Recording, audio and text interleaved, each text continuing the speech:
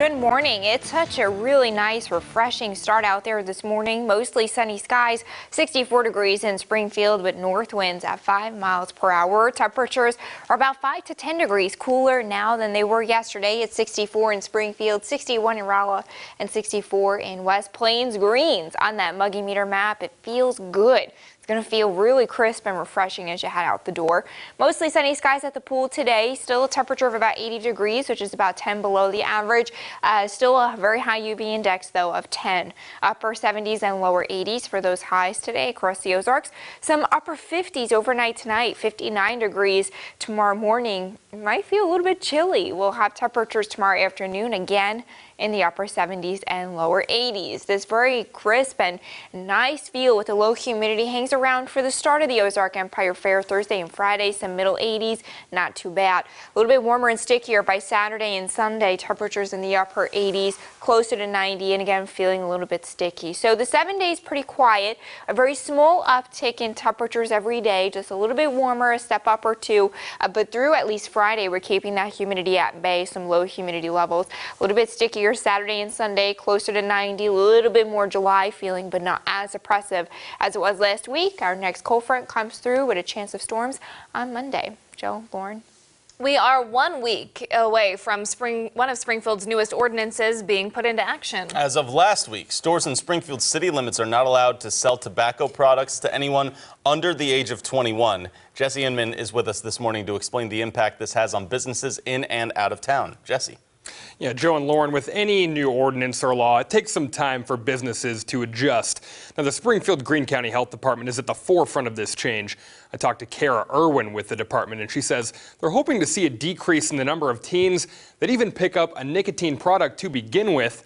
But this really all starts with the businesses in Springfield. We're going to spend the next 60 days educating retailers and consumers about the new ordinance. And then in 60 days, we will begin enforcement, which involves doing checks of area retailers to ensure that they are properly enforcing the ordinance. Now, the punishment for stores in Springfield that sell tobacco products to underage buyers range from a $250 fine all the way up to even losing their tobacco license altogether. All right, Jesse Inman reporting this morning. We move on now. An accident on I-44 overnight has killed one person. Larry McQueen from Independence, Missouri, was killed near mile marker 70, about 3 miles west of Springfield. The Highway Patrol crash indicates that his truck traveled off the right side of the road, hit a rock, overturned, and struck a road sign. He was ejected from the vehicle and died at the scene. A candlelight vigil in Clever has honored 3 little girls who died in a car accident last week. Dozens showed up to show support last night, but you can also see an outpouring of grief. Color 10 spoke to counselors at Lost and Found Grief Center. They say grief is unique and everyone deals with it differently. However, it's important for anyone who's going through grief to know they have friends and family to support them. If I've heard once, I've heard 100 times from grieving people that the best thing that you can do for me is just walk beside me. If you want to reach Lost and Found, their number is listed on our website, ozarksfirst.com. Moving on this morning, there are several community events coming up this week to let you know about. A big one first, a local education coalition. Alongside the NAACP, it will present a list of so-called imperatives to the Springfield Public School District in hopes to make changes there. For months, the groups have made claims that SPS is not doing enough to protect students of color or LGBT students.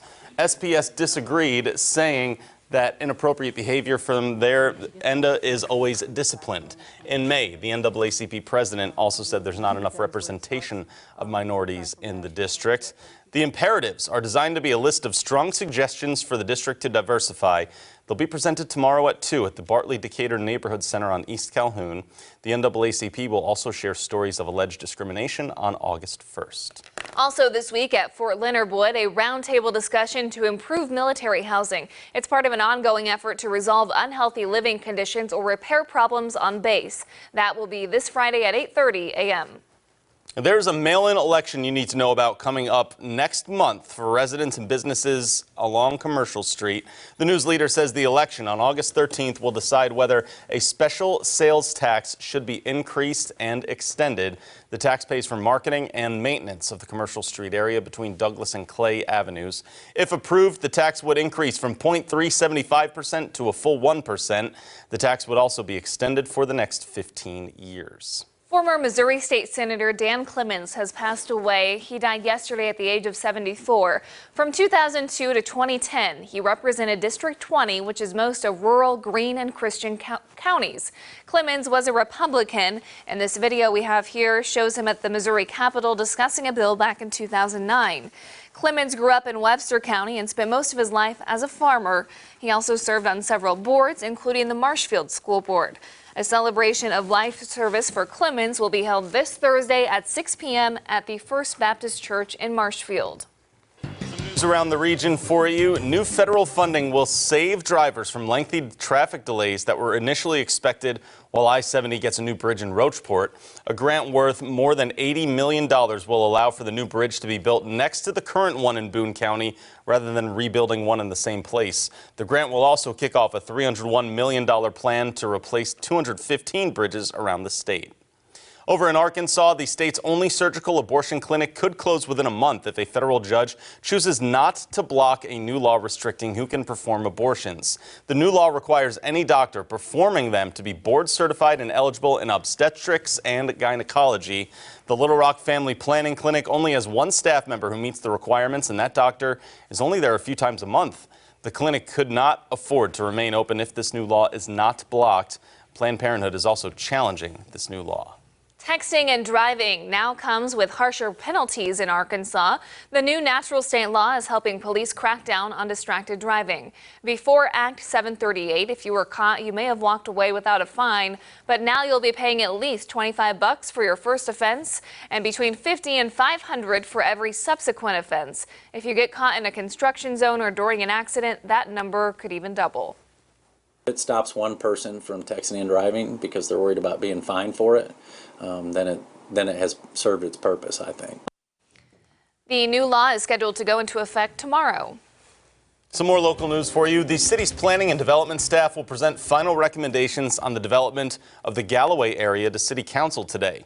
In November of 2017, a delay was placed on the development so city staff could gather input and develop recommendations. That moratorium expires on August 2nd. The city staff held 3 public input meetings and conducted 2 surveys to help decide those recommendations. The public is invited to join the Springfield Police Department tonight at the Battlefield Mall for their first ever Cookies with Rookies event. The event will last from 6 to 7 in the food court area. While the public there can meet the newest SPD officers from Springfield's 71st Police Academy, goodie bags will be given to the first 50 kids under the age of 10. We also have a look at what's coming up this morning after daybreak.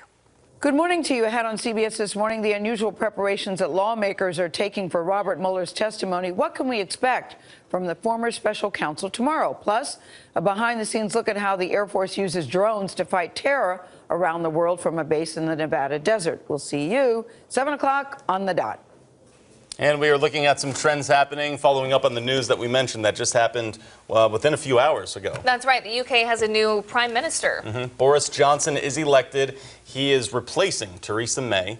And he has said that in his victory speech that he would, quote, make Brexit happen, which is something that was a driving force in Theresa May being pushed out. He beat Jeremy Hunt, was his rival. May will step down tomorrow. And then another trend we're following is the Equifax data breach, which broke yesterday, that settlement that affected 147 million Americans, or 147 million people. Yeah. They are now releasing some information on how you can claim some money. And I read that the settlement, if you were affected, it may even include future protections to protect your identity. Okay. So that's important if you were affected by that breach. Yeah, a lot of money to go around in that settlement too. Yeah. Certainly, 700 million. So we have one last check with our forecast. Elisa Rapp is here for a nice Tuesday, right? Really nice, really refreshing.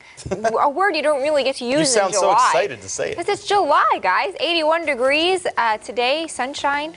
59 tonight. It's going to feel extra refreshing, and then sunshine and quiet through the week. Jesse will be happy when we send him to the fair later this week, too. Yeah, well, let's go. That'd be great. Thanks for tuning in this morning. Have a great Tuesday.